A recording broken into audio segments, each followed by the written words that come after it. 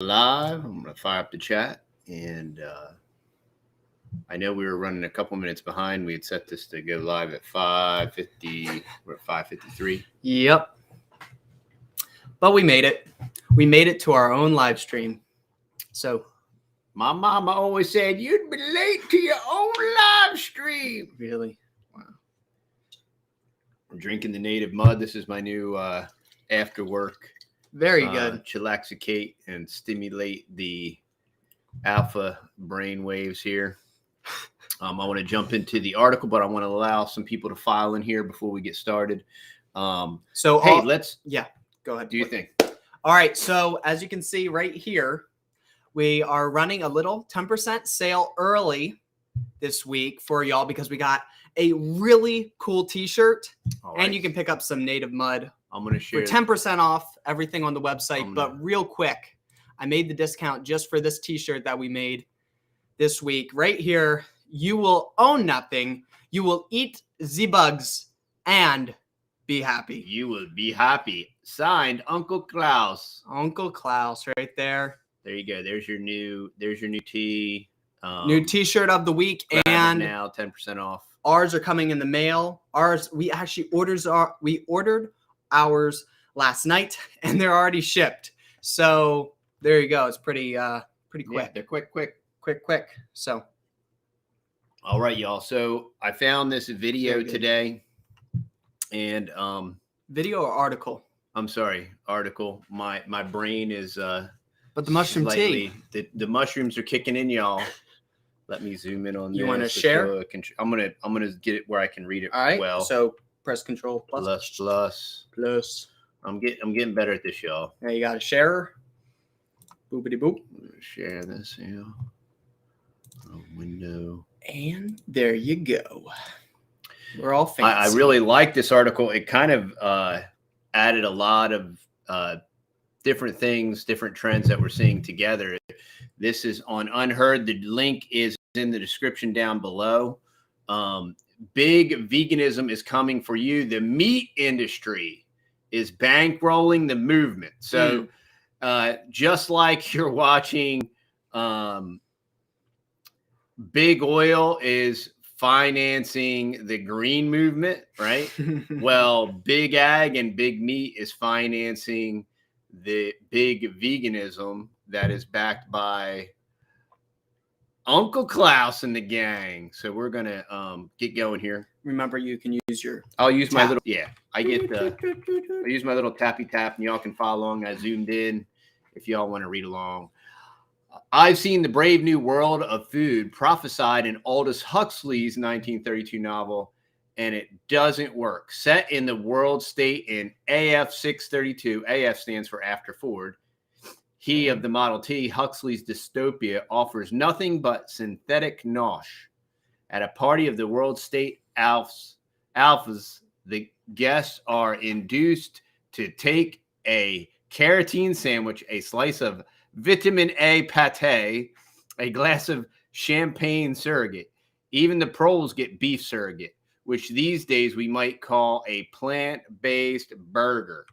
So he was already referring to these food substitutes in this dystopian 32 novel, which we see a lot in the Brave New World and 1984 and other novels like Fahrenheit 451. There was another one, a Russian novel called We, but we see these same themes over and over again that were brought to us by Fabian socialists. And so these are all guys from the Anglo-American Fabian socialist New World Order, so to speak. If Huxley were to visit the tiny Dutch university town, I'm getting all these international names, y'all.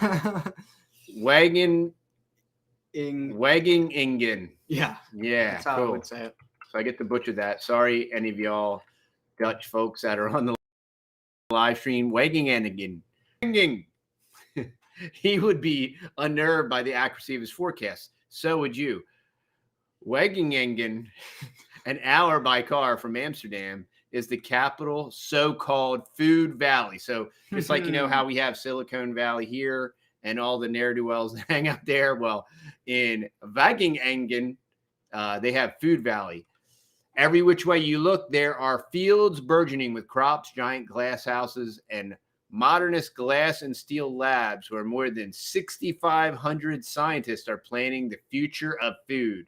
It all seems lovely. Starry-eyed researchers beavering away to end global hunger and halt climate change via a revolution in food technology, until you look closely at Food Valley's strategic, sustainable protein system, or examine the list of companies investing in the Silicon Valley of food.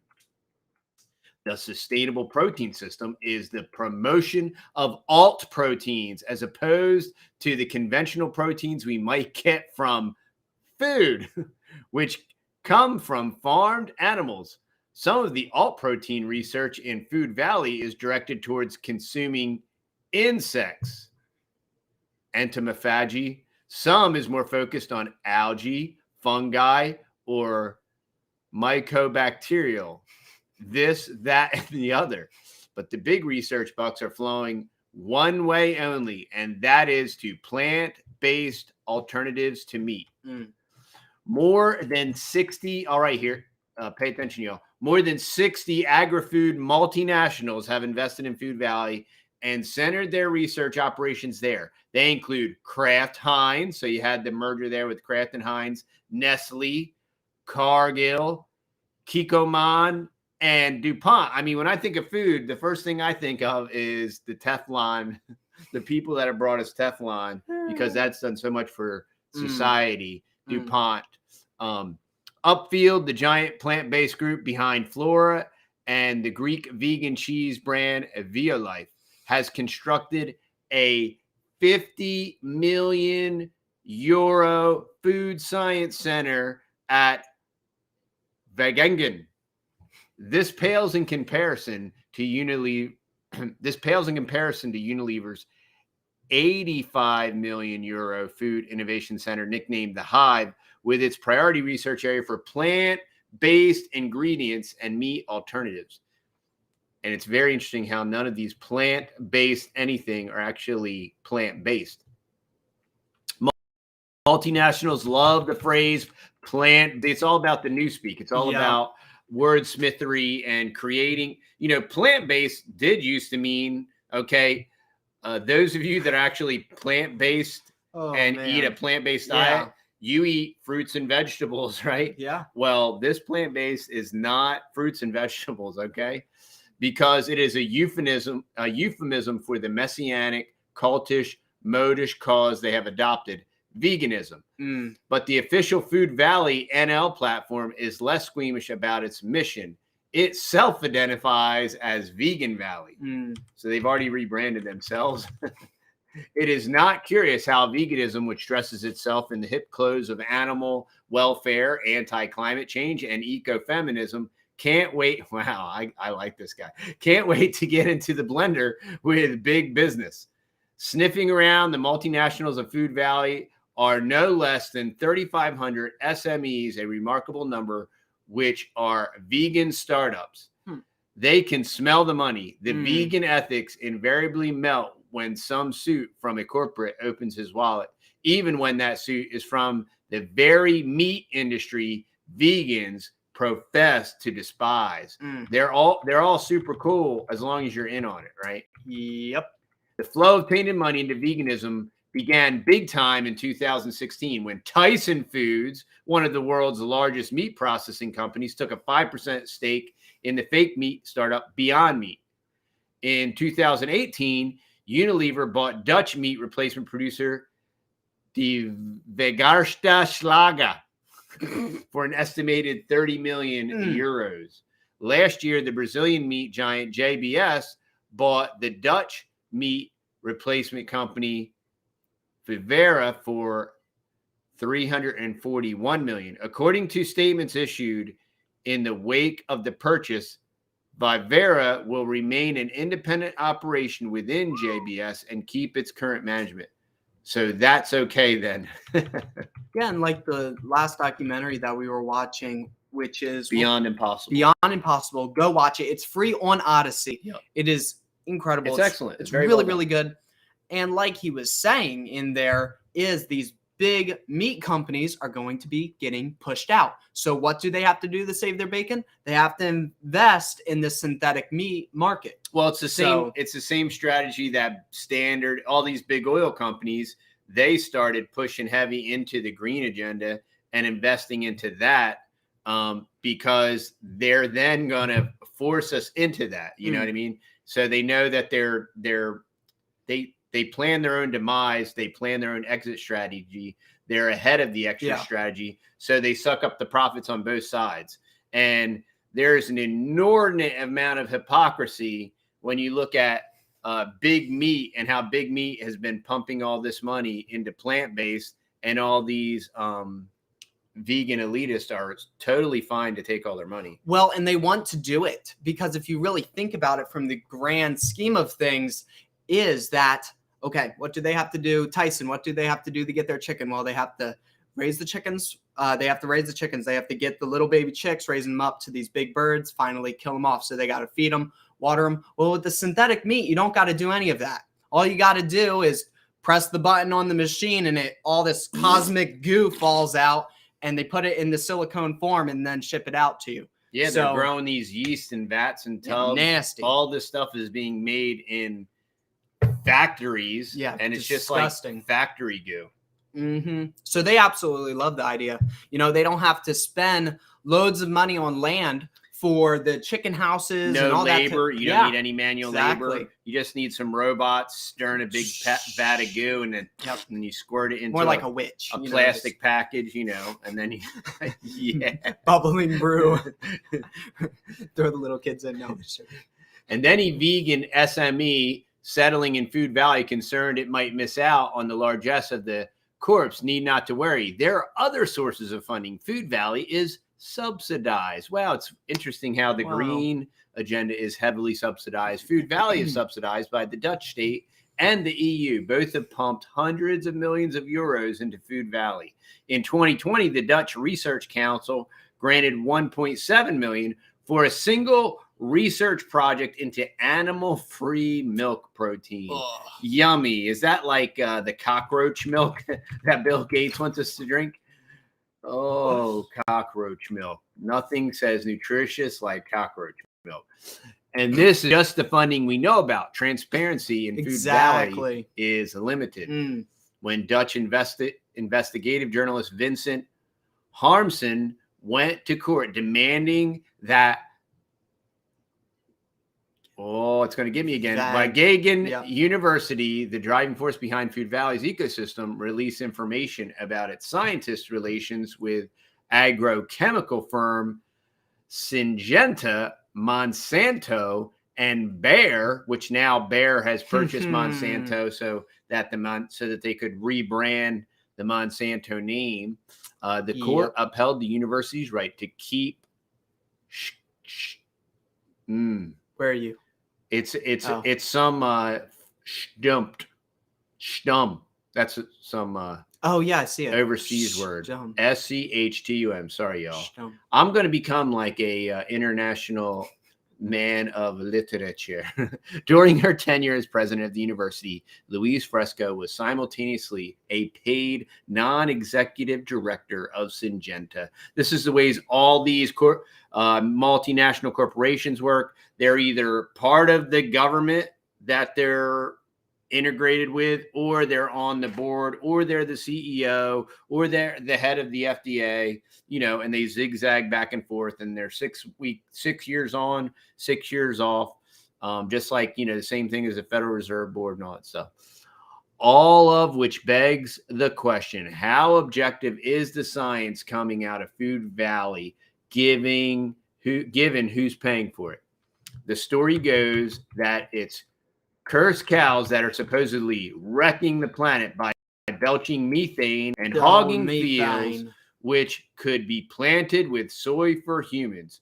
Food Valley's mission to find a bright answer to humanity's protein problem trades heavily on the Netherlands' reputation as an agricultural wonderland. The Netherlands Foreign Investment Agency, after boasting no beef here, how the Dutch are innovating plant-based proteins, gushes that the country is the second larger exporter of produce in the world. So it's clear that the Dutch have created something unique within their borders that might inspire others. And we might be touching real soon on a video where they're talking about the Dutch government just sucked up 600 Dutch farms and, you know, purchased it with basically, you know, government money to basically eliminate these 600 farms that they just purchased. Actually, the Dutch model of agricultural surplus is a little less perfect than advertised. Post-war, the Netherlands agriculture minister, Sikko Mansholt, vaunted industrialized, mechanized farming, and as the first European commissioner for agriculture, broadcast his vision across the continent. The Mansholt Plan, criticized notably by E.F. Schumacher in Small is Beautiful, was upscaled into the common agricultural policy, and it certainly resulted in plenty. There were wine lakes and butter mountains, but the CAP gobbled nearly 70% of the EU's budget and left a continent stripped of nature. The Netherlands was among the worst cases. People rightly complain of the UK being nature depleted, but the biodiversity and habitat index composed by Yale University puts the Netherlands in 25th place, and the UK, yes, the UK comes in 6th. As a result of its celebrated intensive farming, levels of nitrogen pollution in the Netherlands are so high that in 118 of the nation's 162 nature reserves, nitrogen deposits exceed ecological risk thresholds by an average of 50%. In fact, the Netherlands is in the midst of a full-scale political crisis over nitrogen. The government's efforts to cut the amount pumped out by the agricultural sector it once lauded have been fiercely opposed by the farmers it once encouraged. During the summer, police fired live rounds at one of the country's now commonplace tractor demos, and the municipalities of Apeldoorn and Harderwijk declared a state of emergency. The Netherlands, then, is hardly a success model of how a country should feed itself. And this is, we've covered what's going on in the Netherlands and how Big Ag was trying to force their hand, and the regenerative agricultural farmers in the Netherlands took it to task to reduce their nitrogen, and they did it successfully, but it just wasn't enough. It has to be 0. The Netherlands, then, is hardly a success model of how a country should feed itself, let alone the rest of the world. Perhaps in its promotion of alt protein, the nation is undoing its previous farming wrong. The cultured meat burger was born here, after all, in 2013, the brainchild of Professor Mark Post. Post went on to found plant-based Mosa Meat, which, of course, took investment from a real meat company, the Bell Group. But it looks as if the Netherlands is just repeating its earlier mistake, a double Dutch agriculture era of mass over matter, surplus over substance. Proponents of alt protein claim that it is a necessity required to feed the world's growing population. The world's farmers, however, already produce enough to feed current and future mouths. The problem is waste. A third of global food is binned or left to rot and distribution. You can produce as many plant-based burgers as you care to, but if the poor are unable to access them, they will still hunger. But then big veganism has no incentive to target the hungry. A recent paper, Vegan Food and the Rise of Big Veganism, makes the salient point that lower tech, minimally processed, and socially embedded vegan foodways are noticeably absent from the vegan model being promoted in places like Food Valley. Think about it. The essential ingredients of plant-based food are wheat and soy, precisely those crops already industrialized by the Dutch model and in the grip of the agri multinationals. A big vegan world without reform to waste and food distribution policies would require about 1/3 more cropland. It would therefore also require more artificial fertilizers like nitrogen base, plus pesticides, herbicides, and all the other polluting sides produced by Bayer, Syngenta, and the rest of the agrochemical giants. The brave new world of big veganism will be, in other words, a corporate dream. Industrial produced crops will be fed into factories owned by food multinationals and transformed by energy demanding and expensive machinery into a meat substitute. Yummy. That meat substitute is then likely to arrive in a supermarket in an expensive, value-added, ready-made form, plant-based chicken tikka, plant-based spaghetti bolognese ad nauseum. Big veganism will kill home cooking, the making of meals from prime ingredients, which is a form of freedom, a creative act. Mind you, the veganized masses will be too feeble to protest against the loss of their humanity. In June last year, the American Journal of Clinical Nutrition found that children on vegan diets were on average 1.2 inches shorter and had up to 6% lower bone mineral content than meat-eating peers. Meat substitutes actually provide us with any nutrients at all? We won't know. The exact composition of the product will be, of course, a corporate patented secret, meaning anyone who wants the ability to feed themselves in a world without farm animals will have to cough it up. But if Big Vegan's recipe for its fake steak is hush-hush, you can bet that the principal ingredients are wheat, gluten, soy, and water. So add a carbohydrate-induced obesity epidemic to the inebriation of the masses. If this Food Valley's recipe for the future, then Ford help us. What is to be done? The hero of Huxley's Brave New World is the noble savage John, brought into civilization from a wild reservation where he grew and cooked his own food. After being persuaded by a world's state shopkeeper to buy beef surrogate, John regrets it and sets his mind to never eating it again as an act of rebellion against a fake, nice, authoritarian, dehumanizing system. Maybe John was on to something. All right, so I'm going to end the share. The reason I like reading these and putting these in video form is because a lot of people like me, if you're commuting and driving, you don't have time to read this stuff. So I figured if I could I'm not a very eloquent reader, but at least it's getting the information out there. It gives you guys time and you can digest it. That's why I do it. If you hate it, just let me know. We won't do it anymore. But I like it. I like it. I like Audible content. It just helps me to consume it. But there you go. The article's down below. Check it out. It connects a lot of dots. It ties a lot of the usual suspects together, and it really is hitting hard on the agenda and the whole hyper psycho crazy vegan agenda. And anything else, Matt? Anything that you want to? What? I check out our link below to our Rumble channel. Oh yeah. Previously, we had a Rumble account, but we didn't have a Rumble channel. I know. So if you'll be able to actually easily find our Rumble channel. I spoke directly with a rep at Rumble.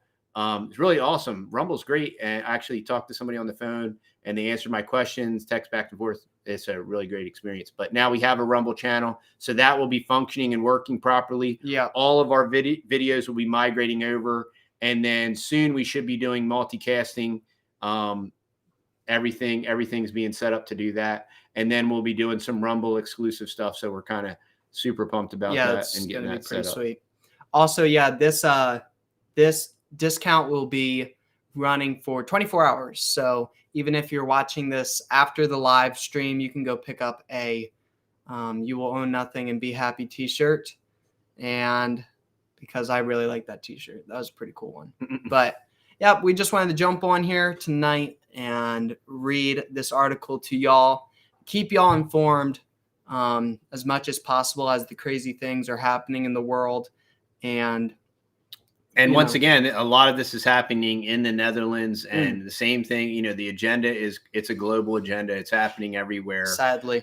All of the governments of the world are complicit. Even these countries, there's a lot of places in the EU that do not allow a lot of the trash that the US does allow. Very true. But with this whole plant-based agenda, it's like all bets are off. The gloves are off. All the filters are off. It's like, oh, well, if it's going to stop the planet from heating up, and it's going to, it's going to stop, global warming or climate change or whatever you want to call it now, right? It's going to feed the world.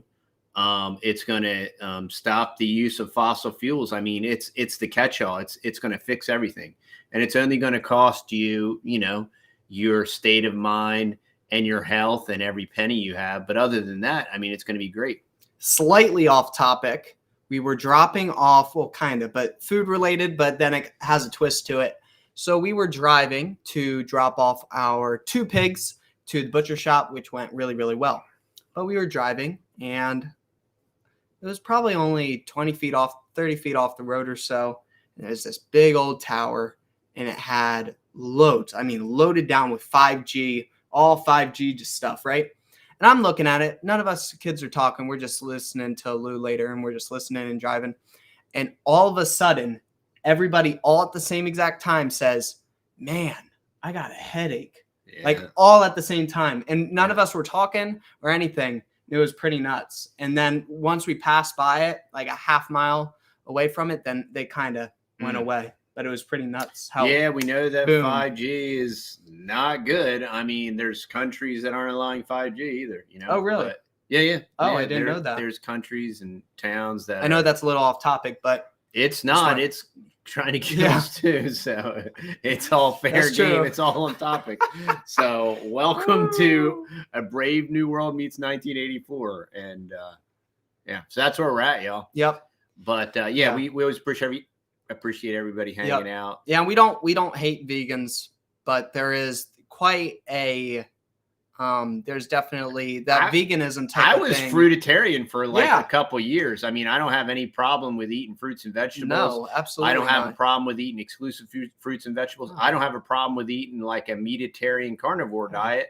Both are very beneficial. Yeah. I know people that have been cured from different ailments with a carnivore diet. And I know people that have been cured from lots of different ailments with a plant-based diet. And I mean, my wife has had an incredible amount of success on a plant-based diet. Yeah. She did have to add some meat back in because of the vitamins and for her skin and stuff. But I mean, we're not anti. We're anti the new Beau plant-based. Real plant-based is like.